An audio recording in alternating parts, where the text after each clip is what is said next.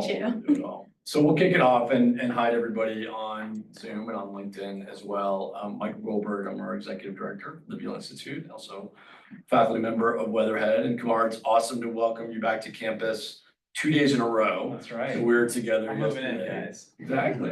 So hopefully you're here on Monday. Oh, wow. Kumar and our provost, Joy Ward, are participating in the Leadership Cleveland program. So we were lucky enough to host their whole group in ThinkBox yesterday. Yeah. So it was funny when we were setting this up. I didn't realize that we'd have you back to back, but it's perfect. Yeah. And I know you had a chance to meet RV yesterday. So all of our sessions are moderated by students, and I'll let RV run the show. And for those that have been here before, you know, we love to make these really interactive. So if you're here, RV will ask the first few questions, and then we'll open it up to the group. And if you're on Zoom or LinkedIn, just raise your Zoom hand and we can bring you into the conversation. If you're on LinkedIn, just put your question in the comment and we will relay it to RV. So with that, RV, thank you for moderating. I'll turn it over to you. Thank you. Thank you everyone for being here. I am RV, a second year student studying economics and finance.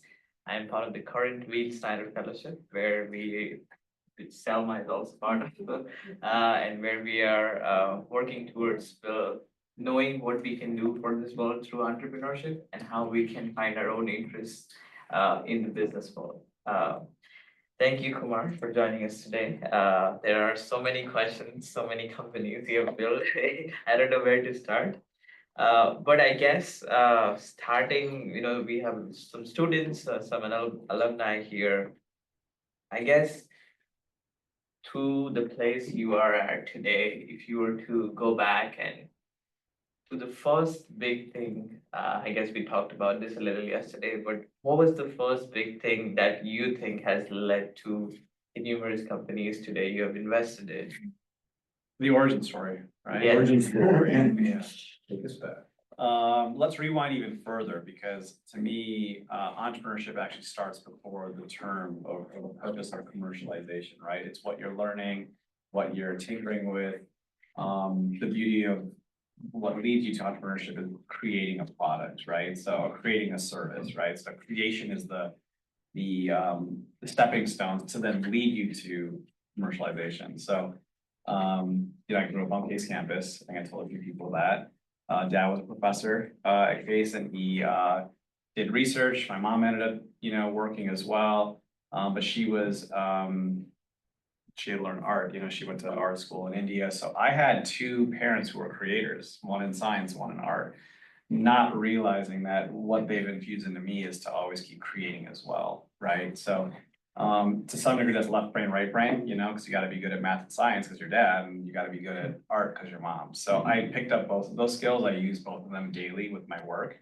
And the concept of design or e-commerce, right? There's a lot of metrics involved with that. So my work and what I've done is really blend the two, and that to me has become the advent of what became entrepreneurship for me. So when you think about your story too, it's not always about the product you're trying to sell or the startup you're working on, but it's those stepping stones that lead you the way. So from an early age, I didn't realize that I was being built to be in business, you know? So that is my quick early story. But then in college, I went to Ohio State. I was a pre-med major, like every Indian kid, right? I took Latin in high school. I was building robots. I was deep in science club, much like some of you here. And you know, I think for me, looking back at that time in undergrad, which might apply to a few of you now, is that I did it because I was told that I was the answer. Entrepreneurship wasn't really an opportunity yet. You know, this is time before YouTube. You know, I'm showing my age when I say that, right? Facebook had just started, you know, when I was a freshman. But for me, I always had this interest, you know, I was obsessed with Steve Jobs and Bill Gates and seeing all that stuff happening in real time while I was in high school. I wanted to create something. I wanted to give something to the world. So I was always curious and constantly looking for something. And it was college where I had a lot of time to explore. I met a lot of folks. The opportunity of diversity and taking a lot of different classes was important. So I began to deviate a lot, despite my parents' wishes. That's where I took graphic design classes and small things like that, that even photography classes where I got to expose myself to things I wasn't normally used to. From there, I began to put on events and concerts, working with celebrities and artists at, various events. And I was also doing the flyers and graphic design. So I was kind of doing a little bit of both where I'm learning finance, to put on an event, graphics, marketing. I was in real time becoming an entrepreneur, not realizing because I had an interest in putting on all that fun stuff. I was working with people like Machine Gun Kelly and Kid Cudi around that time. Again, showing my age, but they were just new artists at the time, and now they're, on the radio and in movies, right? So was very fortunate to work with artists and creatives and, dabble in that world. From there, I began to sell services like graphic design to different, businesses in Columbus. And before I knew it, I was, making good money while in college, paying my way through it without my need of loans or my parents, and post-college, I started an agency, which managed all of that work. It was during the recession in 2008. No one was hiring at the time. My college advisor at the time told me, if you can't find a job, you have to make one. I don't really understand what that meant. Again, I ended up finishing with economics, but entrepreneurship wasn't a thing. There wasn't a building with the word entrepreneurship yet, So I was like, okay, I guess this is a real business now. I have to do it. I gotta make money. I have to do something, right? Went on to sell that business about 2 years after. What was going on in the world at the time was that people weren't hiring, and they weren't adding more payroll, but they were contracting work out. So I was then contracting work to India and other places to get things done like web development, app development with my agency. At the time, I had clients as big as Coca-Cola, Verizon, Ohio State. So I was landing big contracts and ended up selling that business. And from then on, I began investing and building things that I want to do now, right? Because I was oftentimes, working with artists and clients, I was making other people successful, but I wanted to make my own brand successful. So Arora Ventures was then founded. That was 2010, and I have been making money and losing money every day. And it's been a fun ride, entrepreneurship is in my blood. I don't necessarily see myself as just an investor or a strategic advisor, but I love to build. I still love to tinker. So much of my work today is a venture studio model, which me and Arvi were talking about yesterday. If you guys don't know, a venture studio is one that not only just invests in other projects, but also creates them in-house. And if they don't work, we pivot quickly and try again, So much of my work is self-funded. And a lot of the things you see from my portfolio, if you do take a look at my website, is things you can touch, feel, wear, eat, experience. So my strengths really are building teams, experiences, and building brands. And that's what I've done for now the last 20 years of entrepreneurship officially, which is really crazy to say. Well, thank you for that. Sorry, I'm full on, right? I think we all can agree, like first set of thing is the most challenging thing. And I guess if you could touch a little bit upon, because we are students, in the words of, building something, we encounter challenges and we might feeling to give up or how do we overcome that? So what were your first set of challenges or unexpected things that you came across and how do you overcome them? Yeah, it's funny you talk about that because all of my investments and projects are in different trajectories and timelines. Some are stagnant, some are doing well. So they all have their own timelines and journeys, right? I'm in that little car, right? I might not be the driver, but I'm in the car trying to navigate it and help it go fast or slow around, where it needs to be. What we're talking about is the messy middle, right? No one talks about it. We always talk about the founding of a business. We write press releases, we congratulate the new business, right? Or the new launch or the MVP. And then we talk about the exit, right? The 2 points, the end points, beginning and end. No one ever talks about the messy middle. That is that graph you always see where it's like all ups and downs that we probably have seen before. The messy middle is actually what's the most important. That's when you really learn the battle scars. You learn who you are as a person, like intrinsically, who you learn about how to build a team. That's the part that we should be talking about a lot more. The press will never talk about the messy middle, right?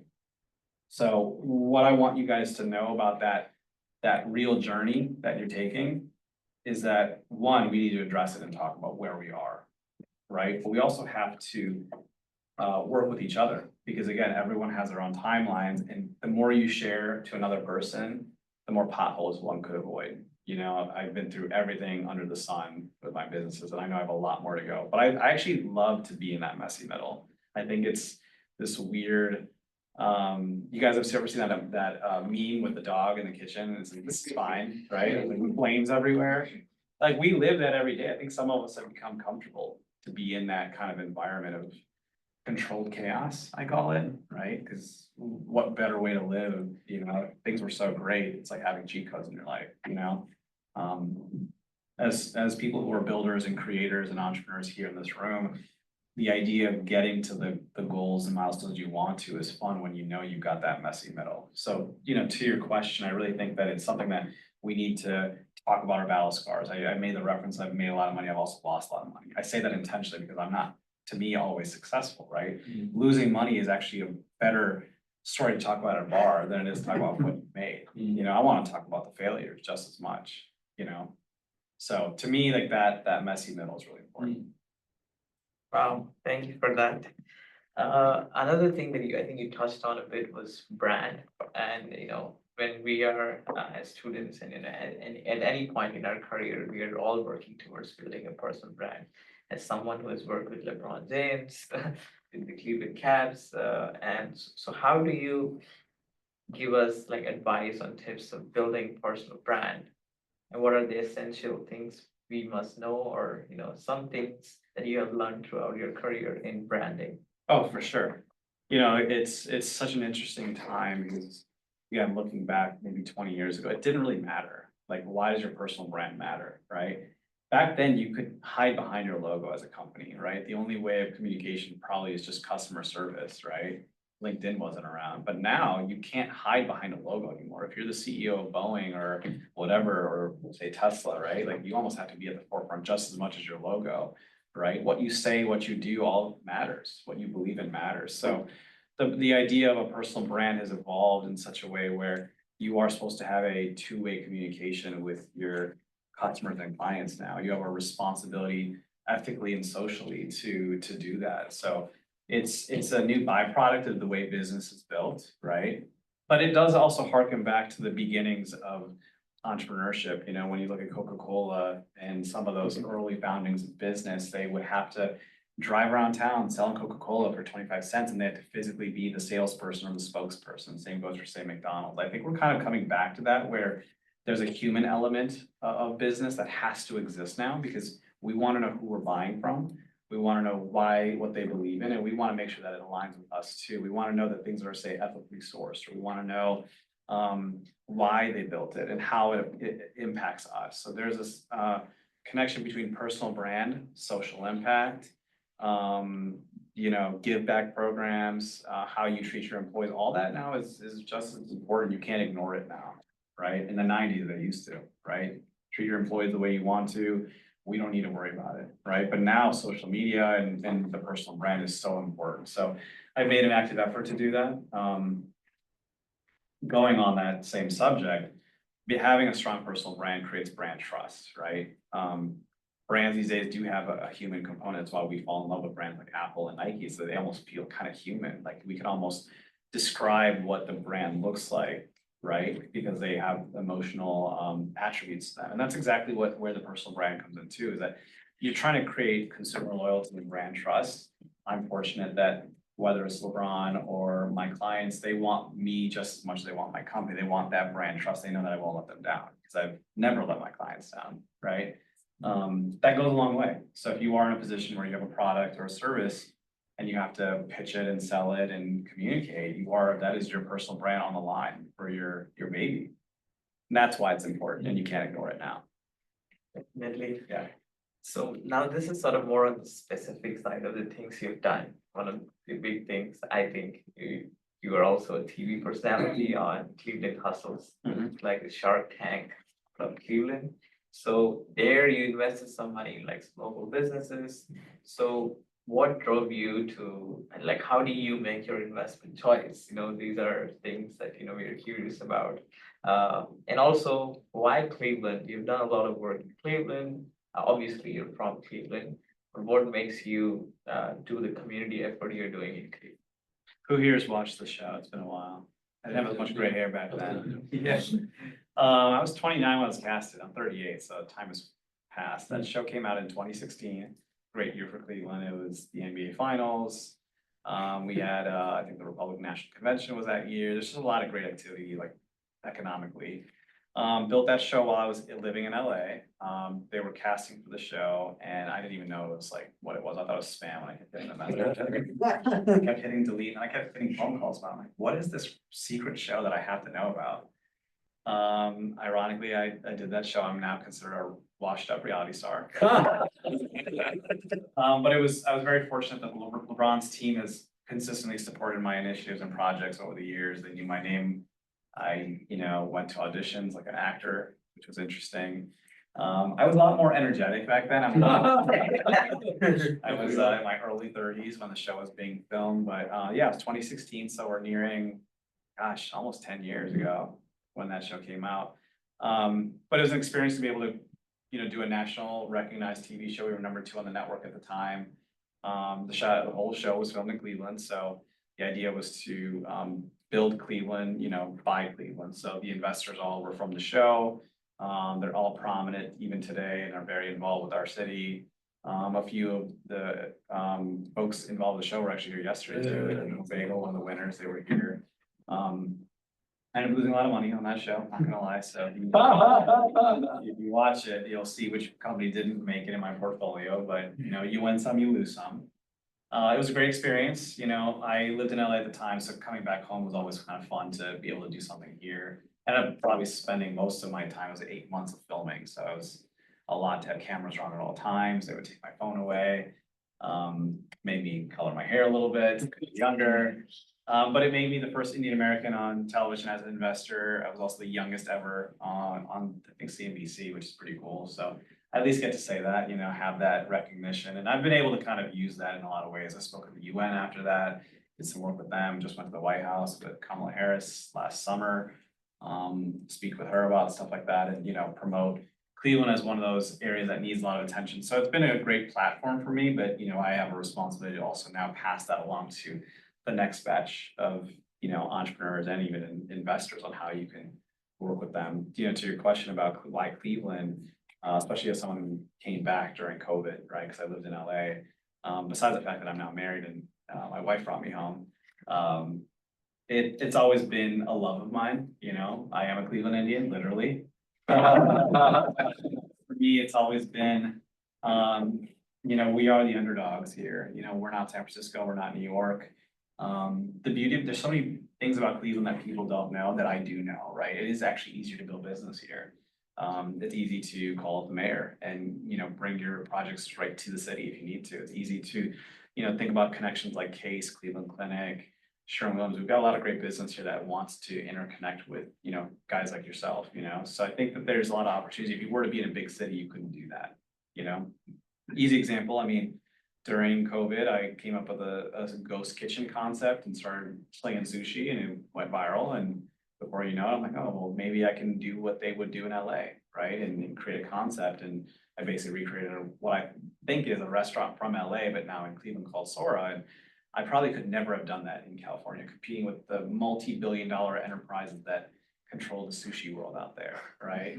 So it just goes to show that if you have an idea, you actually could stand up on, a few legs to get it going, and then maybe from there you can export it out. So the barrier to entry is just easier here, and you aren't facing the same level of competition, in my opinion, and that's always a good thing.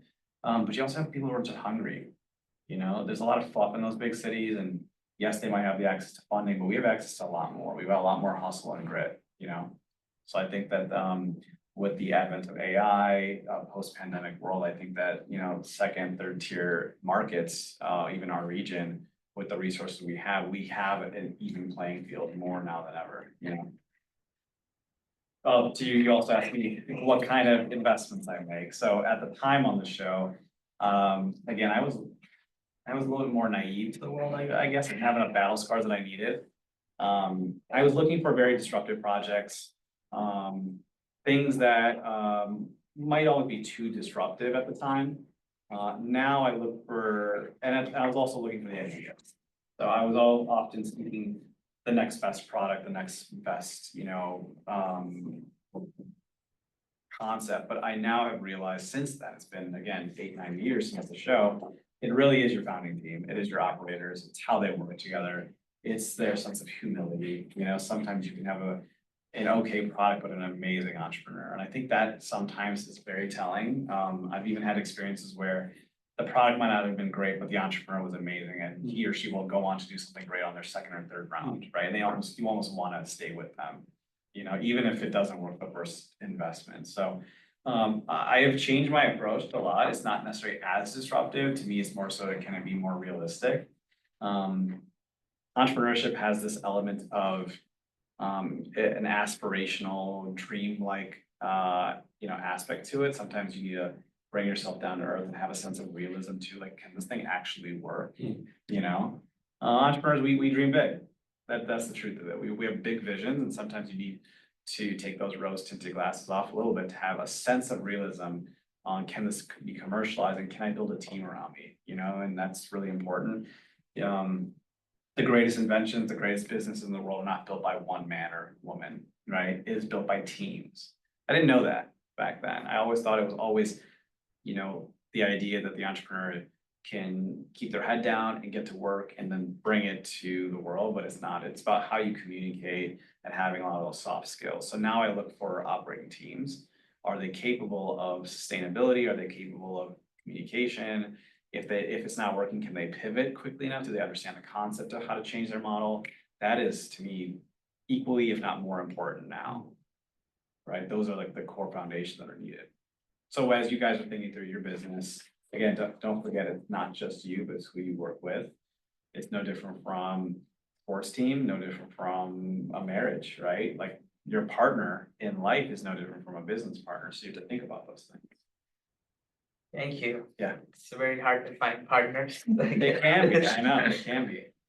So this is the last question from my side, and then I guess Sure. we'll open up for everyone. You do multiple things at a massive scale. So how do you manage multiple ventures? While we are managing our assignments and extracurriculars, what are some tips for this crazy multitasking? Sure. Don't forget, outside of efficiency and productivity, we all have to sleep 8 hours, give or take. We all have the same amount of time per day. So, you can only be so productive, right? There are things that you could do to make yourself more optimized. I live and breathe my own operating system in my head, right? But my work is not as complicated as it looks. It just appears that way because I have so many investments in product happening simultaneously. But again, I told you, I'm not necessarily the driver in the car. I might just be in the passenger seat or the back seat, or I might be a guy filling up gas. I'm not the one always there, but I have to ensure that that car is going in the right place. So my main company is Arora Ventures. I have a portfolio that is running and moving in all different directions. There are some that are active, some that are passive, but the ones that I'm actively working on, I don't have necessarily a driver, so I'm leading those. But for the most part, it's manageable because I'm just that garage and the cars are being parked. And I'm making sure that they're fine-tuned, they know where they're going, and I do check-ins where need be, quarterly, monthly, and then the ones that I'm actively involved with, I'm, building a sports car. Thank you. Yeah. Yeah, we are open to any. Now, one more thing about that. You guys might be building your first car at your first attempt. It's okay if it doesn't work. That's part of the journey of entrepreneurship. I believe entrepreneurship or even serial entrepreneurship, you can have more than one love. You know what I mean? Think of even outside of business, think about Leonardo da Vinci. I mean, you could be a sculptor, a painter, and a scientist, right? And that might apply to you. You have a degree in one thing, but your passion lies somewhere else. That's totally fine. You can be a chef and a chemist. That's the same idea in theory, right? To love how to make food, but know how to mix the chemicals, right? Same thing goes for, say, a cyclist. What's to stop them to want to be a swimmer? On a very basic level, the functions might be somewhat similar, right? Graphic designer, illustrator, right? So you have to think about your world in much bigger. We've often been told growing up, at least for me, it's like, what do you want to be when you grow up? And I'm like, I don't want to be one thing. Can I do a couple? Right? Can I do multiple things? And some of the greatest people that live the happiest life often tend to do a lot of things at once or have a journey of it. Again, you're supposed to have many loves. You can be an actor, singer, philanthropist, right? That's okay. That's in fact encouraged. That's how you lead a fulfilling life. So again, I'm not here to sell business. I'm here to kind of share fulfillment to do the most that you can. So when you have grandchildren on your lap, you could say, I did this and I did that. I just wasn't an accountant for 40 years, right? So don't limit yourself, you could be more than that. So I think I already lost my train of thought of what the question was, but you can do more, and that's really important. Instead of it's what do you want to be when you grow up, it should be what all can you be while you're growing up. And that's what I intend to tell my kids. So, a question for you. Hello, Hi. thank you for your talk. Touching on like what you want to do when you grow up, would you say that like for someone who's about to graduate, is it beneficial to have experience in like corporate America industry, or like should we just directly go into like join a startup or start a startup or something for someone who's interested in entrepreneurship? I could never tell someone what they should do, because that comes from within. Wouldn't be right. I mean, not everyone is necessarily built to be in the wild and be an entrepreneur. In fact, if everyone was an entrepreneur, I don't even know if our economy would function properly, right?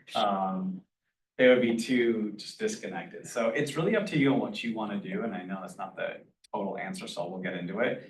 But you have to ask yourself what you're looking for. Again, if you're not trying to build something, or you don't have the desire for it, that's okay. Then you have other paths to take. You can join a team of who is building something, which I see a lot of that here at ThinkBox of, the Baja team and the Rocket team. So you could join a group that is doing something. That is kind of how, again, entrepreneurship really is. And then if you don't want to, but you want to build within a much larger machine, that's where the corporate world exists. And you can get a lot of experience there too, I never ended up taking that path, but I have colleagues and friends who have, and they're equally as happy. And sometimes being a part of a much bigger project, right, is very exciting. My best friend who is from Cleveland, he's like one of the senior product developers over at Facebook, and he was involved with AI meta glasses for years, and I love hearing that stuff, because you could still tinker in, but with a much bigger machine with a lot more capital, and that's fun too, to work with groups that large. So, it's really up to you on how you want to navigate. I will say that you should have no regrets in any path you take, right? So you want to make sure that what you're thinking about or what you're pursuing sounds like something you want to do for your future self, So for me, every investment, every project, every talk that I do, I think, is this what I would want for my future self? And the answer is yes, because I wish someone talked to me at your guys' age. I didn't have anyone to go to, because the term entrepreneurship and the community didn't exist yet, so I was a lone wolf trying to figure it out, so it's really up to you on the path that seems right, and each one has its pros and cons. Go for it. I want to kind of follow your point of following based on what you need and based on what your gut feeling is. Yeah. And I have been doing this for a while.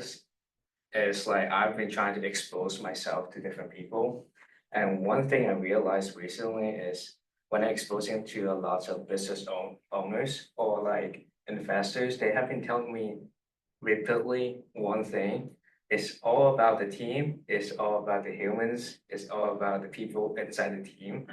And I don't know whether my philosophy is accurately pointing this, but I feel like our society, our business environment right now is transitioning from a buzzword, machine to machine, or machine to human, interactive based, to more like you need to actually understand your customer. You need to actually understand the human perspective on your product, etc. Oh, yeah. Including your team. Consumer feedback and if they're using it is how this whole world works. If we don't have that, for sure. I mean, it's funny, I was just reading an email from 15 years ago from a former colleague, and he had written something along the lines that you make a product and you are the one who calls the shots, and it shouldn't matter because you should be so confident in what you make. I don't necessarily believe in that. I think that if you're making something and there's a benefit to society, you have to incorporate that feedback and those surveys, and because in the end you are giving something for them to then use. You know what I mean? Like, think of it in the beginning of when somebody figured out how to make fire and they handed it to someone else and then it became a thing, right? Or the idea of a tire or a wheel, right? So that is kind of our mission here, is how do we give something that one could use, hopefully far beyond our own lifetime. Do you know what I mean? Or how do you give something to someone who can then go on their own path? So yeah, for sure. I mean, it is one thing about have a great team to do it, but you always have to remember in the end, it's not about you or your group or your ego or the purpose of it, right? On why we make this and this is our thing, right? It is about whether they're gonna use it or not, whether they're gonna love it or not, whether it will be a benefit to society, right? Entrepreneurship is the beginning of everything.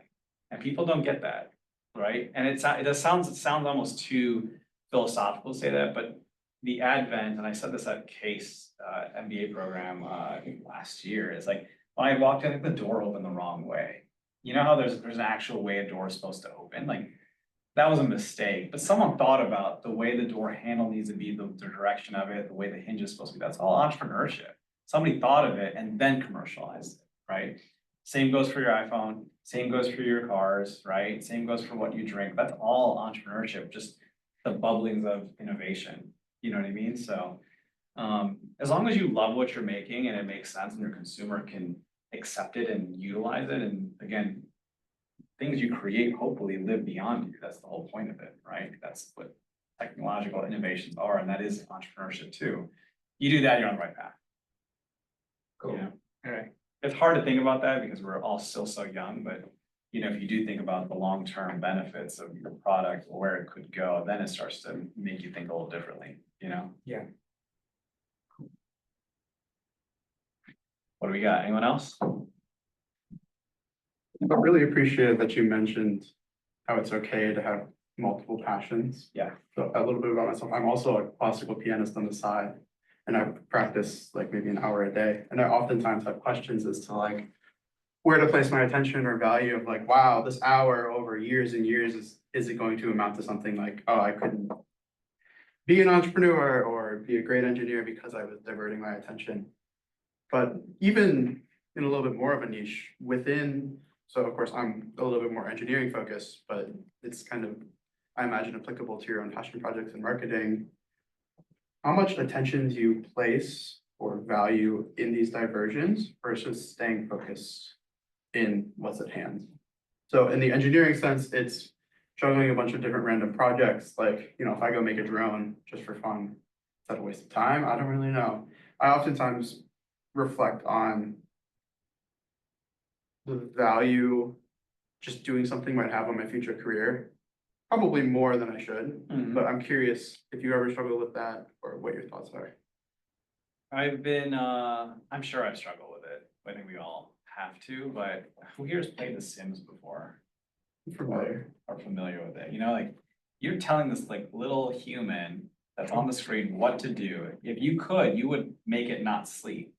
So you just keep working, right? And be as productive as possible. You can eliminate those things that our body actually needs, like, and I say that in a sense from a physiological standpoint, that you need to sleep, you need to eat. These are things you tell your sim to do. Sometimes we forgo that, right?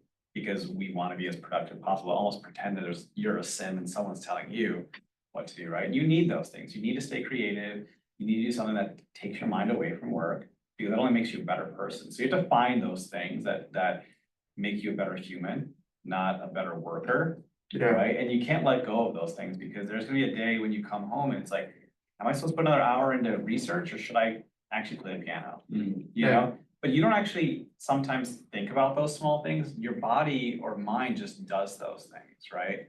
You don't like actively be like, I should go get a cup of coffee, right? It just kind of like happens on its own, right? And that's your internal body just doing the things it wants to do, right? Yes, you can feel guilty sometimes when you make the decision that might impact, say, your career or a relationship, but that is your body like intrinsically just telling you to go do those things. And that's someone controlling our sim. You know what I mean? I don't think it's a bad thing though. I think that we're supposed to operate that way. It's totally fine. But I don't think you should ever lose sight of like your passion, because they do help you in the way where, just like sleep, it's a form of rest. If one were to try to work all the time, I don't think that they're gonna lead a happy lifestyle at all. You know, again, going back to what I said earlier, we all sleep 8 hours, we all have the same 24 hours a day. It's about what we do with it. I don't work as much as what people think. I probably only work, I think, 6 to 7 hours a day. Yes, I'm active in emails, I stay on top of things, but I don't lead an extremely stressful lifestyle because of my work. And I'm fortunate, I have two cute dogs. I'm a gamer. I work with my friends. Like I built a lifestyle that allows me, I don't even go to work on Wednesdays. So I only go Monday, Tuesday, Thursday, Friday, which is kind of an interesting concept, where it's a break in the middle of the week, I built a lifestyle that I think I'm relatively happy with. Sure, things can always be better. Don't have kids yet, so I don't have any outside pressures of, managing 2 new startups, right? But like, in some respects, you design the life that you want. So Yeah. I don't think you should ever give up on things that you enjoy, because that's who you were before the advent of taxes and Adulthood. adulthood. Yeah. So don't ever give that stuff up, never. Great, thank you. Yes, we had a question over there as well. Yeah, so you've been talking a lot about how the team's what's important, the human elements what's important, and I definitely agree, but at least, in the media, you see like this very human focus, sometimes rewarding people who, might just be very charismatic, or if, we really want to push it, are kind of scammers. Like we have some, or at least feel that way from how they're represented. So like, Give an example. yeah, like Adam Newman, with WeWork, and a lot of what He was was a happening. scammer, wasn't he? Yeah, but he got rewarded again after that, right? Like he was given more money for his new venture. And so like, how do you necessarily, square that circle of like, going purely for the human element and the entrepreneur and the team aspect, or to put it a little bit differently, what do you look for in that to avoid the more charlatan-y types? Like the Elizabeth Holmes and stuff. Right, yeah, no, there's a lot of that. I feel like I don't want to say I've met people like that. You get like hints of that, right? There's a sense of worry.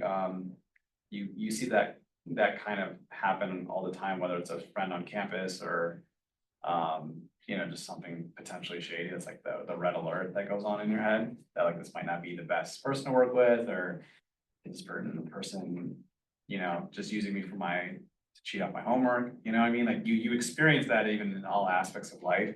I would say that when it comes to the charismatic personal brands that are seen, the fire festivals and all that stuff, that's just the nature of what they're good at, and they're using it to their fullest advantage, but the problem is they might not be able to execute. I don't think they see themselves as bad guys by any means. No one really does. We're not villains in our mind. We're the hero at all times, right?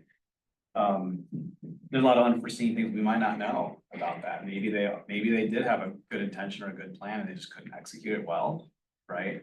But they have really focused on having the charisma, having the sales down, having the pitch down, and working really hard on that. But did they really develop the right product that can have that benefit or provide a service? Say if it was WeWork, where it is affordable rent for in a co-working model, right? Did they do that part of it right? Maybe they didn't. Maybe they didn't have the right team members around them either. It's not always about them, it's about who's around them too. So what would you personally look like for in a team? Like what does a good team look like? Again, it depends on the business. So obviously things like experience and know-how and technical expertise, all those things come to play, and you look at them as almost stats for the player, right? And then that goes into a team model of how those team members complement each other, right? Recent investments I've done, Cleveland Kitchen is one of them. As a family basically run business. They're currently valued at 90 million. They've gotten funding from a multi-billion-dollar Korean conglomerate called CJ Foods. They believe in manufacturing here in Cleveland. They've got a mother who was, a biologist who knew how to make like probiotic foods. They grew up in the industry without them knowing. I love those kind of stories, but they have a mission that they wanted to do this. And for me as a friend and an investor, I have a responsibility to want to see that through, So for me, it's like, what are their mission statements? Why do they exist? How are they going to pull it off? Who's also behind them? Does that align with me? All those things have to come into play for it to be that perfect match. That was one of them. Another one I did earlier this year was Veale Med Spa. Fastest growing, med spa franchise in the country. They've just raised a couple $100 million, in a massive exit based out of Cleveland. Who would have thought, and so I had a small investment in a few of their locations down in Charlotte.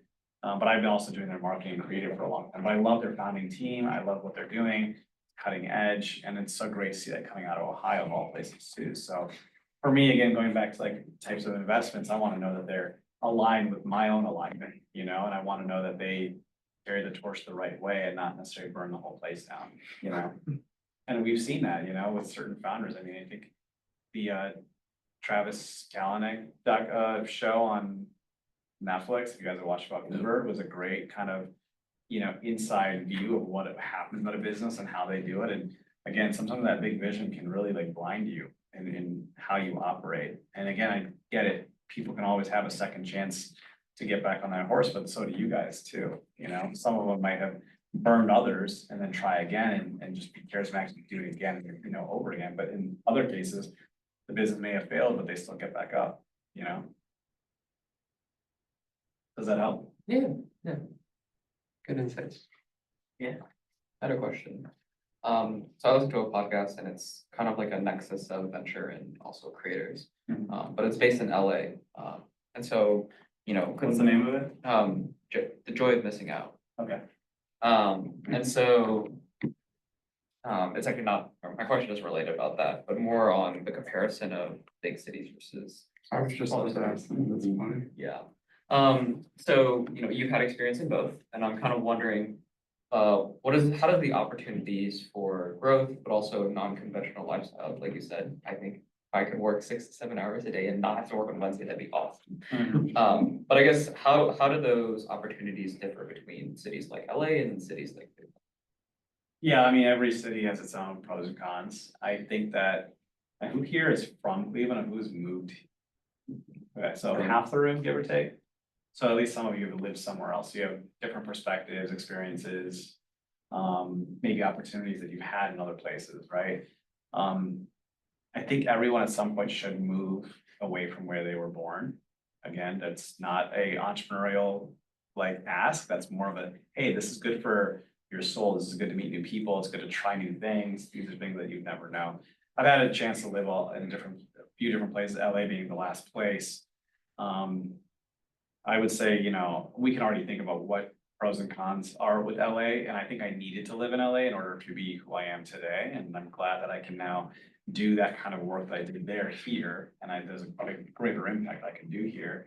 One thing I've told people, and this goes back to why one should move, not saying I want you guys all to leave our city, but now that I've come home, this is the important thing I want to share. Now that I've come home, I feel like living in LA, I was able to see in color. Before that, I was in black and white in Cleveland. I did what I thought I knew, worked with people I thought I, was supposed to be with, and just worked under the parameters of being in black and white. I'm now back home, and I still see in color now, where I didn't see in color before. Do you follow? I think that LA had given me my wings to fly and do things like Cleveland Hustles on CNBC and be the CMO at Real Good Foods, which is now a publicly traded company. I got to do a lot of cool things while I lived there, and they gave me my wings, but it was Cleveland that gave me my roots. So now I can do a little bit of both, where I'm grounded, I'm centered, I am safe, I am content, right? Those are the terms that come from being rooted like a tree. However, I still have the ability to fly and move around, right? This is a world we live in that I don't think where you live matters as much as it used to. COVID was the equalizer. The pandemic did that way. It's a little more normal to have a Zoom call or FaceTime potential VC firm, so this is the equalizer to some degree where you could show off what's cool. And again, going back to Cleveland being a benefit, there's so many value adds to be here, so I don't know if it totally answers what I'm trying to say, but I do think there's a benefit in trying new things or, going new places and then bringing that back home to build,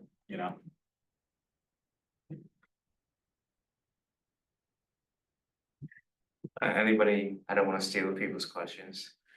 Cool. So, when I've lived in 1, 2, 3, 4, 5 5. This is my 5th city right There now. you go.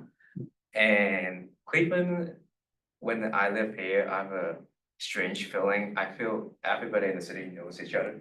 That's relatively true. Yes, compared to other cities, like, the last time I had that feeling is Macau. Macau, the population in Macau is around twice Cleveland, Mhm. but that feeling is not that strong.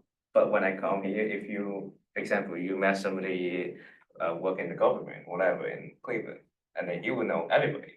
And then business owner know each other, everybody. It's like the circle is surprisingly small, bigger than I thought. Okay. But I have never been to a city like LA. Can you describe this kind of feeling? Yeah, I That's mean, actually- you would never run the same person twice in LA. Alright, cool. That never happened. Now, I guess the first question I wanna ask you is, when you told us that, is that a good thing or a bad thing?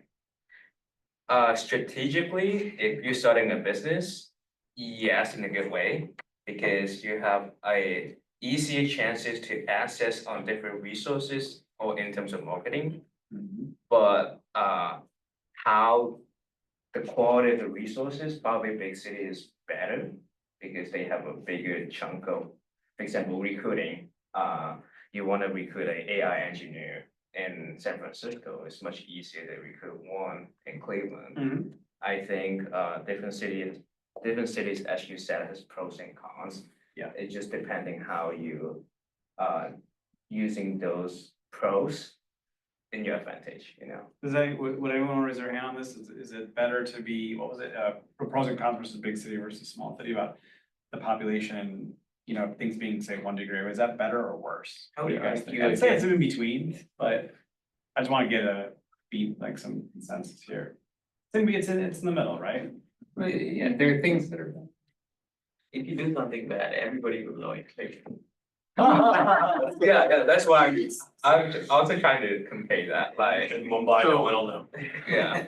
Something good. I think that, you know, it's a pretty open-ended question, you know, again, going back to what he said, there's pros and cons to both, you know, just you need to see what makes sense for you, but let's bring this back to entrepreneurship, that's why I'm here, right? So we're talking about a smaller market, Yeah, let's just, for the sake of being quick, lack of resources, lack of population, lack of hiring abilities, those things are harder because we don't have as much, but that is, then you have to ask yourself, of those things that we don't have, are there solutions for it?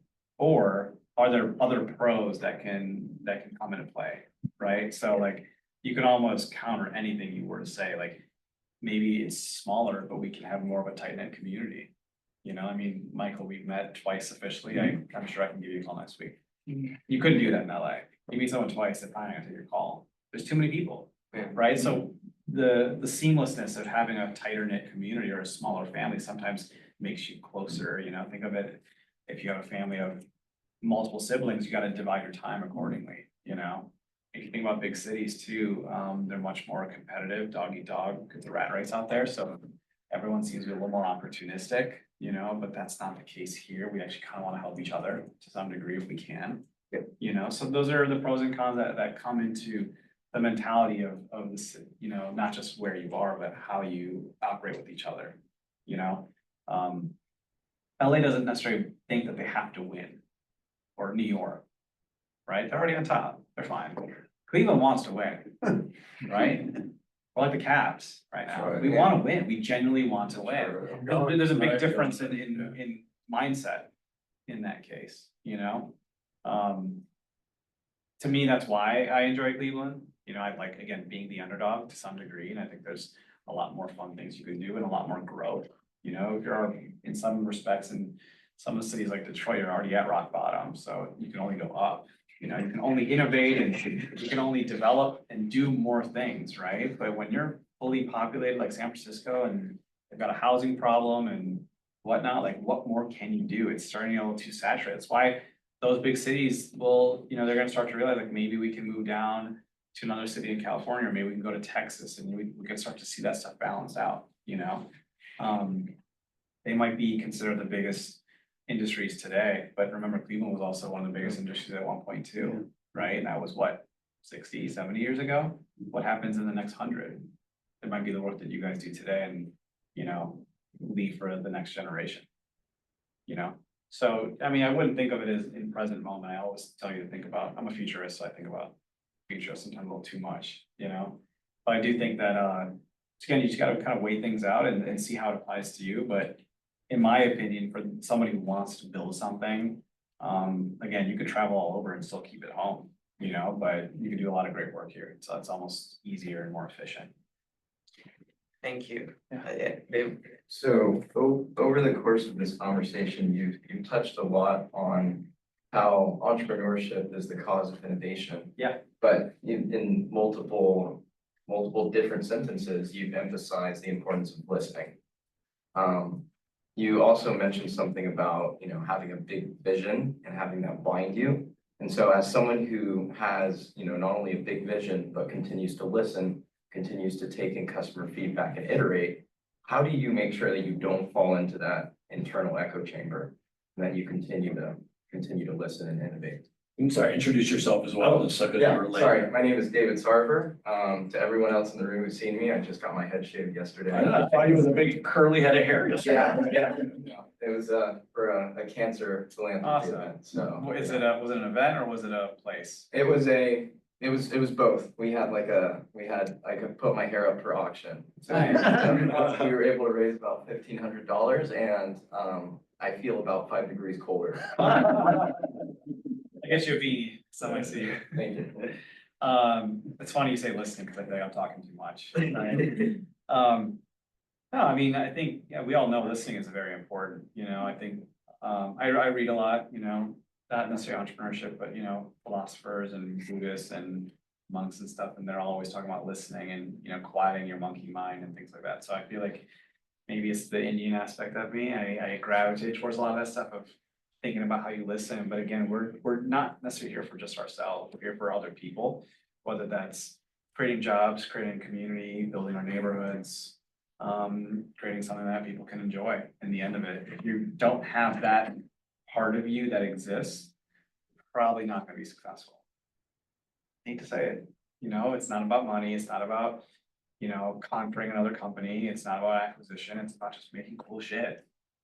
You know, if you lose that, it won't work. Simon Sinek, you guys know who that is, I'm sure, right? And we talked about the golden circle. There was an aspect where we talked about the Wright brothers versus some bigwig who was trying to make a plane and get all the money, all the funding, all the talent, and couldn't do it because he didn't have the heart and the hustle. So compared to the Wright brothers, you know, and the moment the Wright brothers, he had said, you know, blown in air and it was publicized, the next day he resigned, the other guy. Because he wasn't doing it because he wanted to fly. He's doing it because he wanted his name in the paper and he wanted, you know, the recognition for it. And that's never the case. So I don't think despite what's posted about me or my website or my personal brand, I don't think I ever really like focus and work for it. That's a byproduct of doing good work and being in communities like this, you know? I think that publicity and all that comes on its own if you're doing, you know, the right work and giving back. But, you know, to the echo chamber, I think that idea of listening and giving back and social impact and good business, right? Business sometimes has a negative connotation, making sure your team also falls in line with that too. You know, your team, your vendors, your contractors, employees, down to you and then your end consumer, you know, like ensuring that you can pass that along, that message, stops the echo chamber from happening. So I ask my employees every day, like which clients of ours need help? You know, where are the red flags? Like, how do we help them? Because they probably need it, right? And that's us not ignoring them and not also, you know, not necessarily like, what's the word? You know, just making sure that they're taken care of in a manner that makes us feel good and also makes them feel good that they're heard. They're not necessarily the lowest on the ring, but they're treated in a way where we have to, you know, help them out too, to as much as we can, you know, and that's how anyone should operate, right? A customer that gives you negative feedback, right? We're gonna talk about listening is sometimes the most important information you can get, right? When I read the reviews at Sora at my restaurant, which I read at least once a month, where I'm not involved on operations, but I sometimes like to look at only the negative ones, you know? I don't take them to heart, you know, they had a bad experience, I get that. But how do we learn from that so we can become better, so there's less review? And I'm very fortunate that I think we're maybe the highest rated restaurant on our open table in Cleveland, we take a great pride in that, but that comes in instilling that with your team, your operations managers, and your staff to do that too. So that's how you eliminate the echo chamber. So it's not just about you and your squad, it's how you kind of keep that sentiment going forward. Thank you, and with that, we are coming to close. Thank you for that very interesting question. Thank you, Kumar, for coming, sharing. We hope you keep coming to campus and keep Yeah. enlightening us. Sure. Yes, and thank you everyone else for joining us. Great, thank you.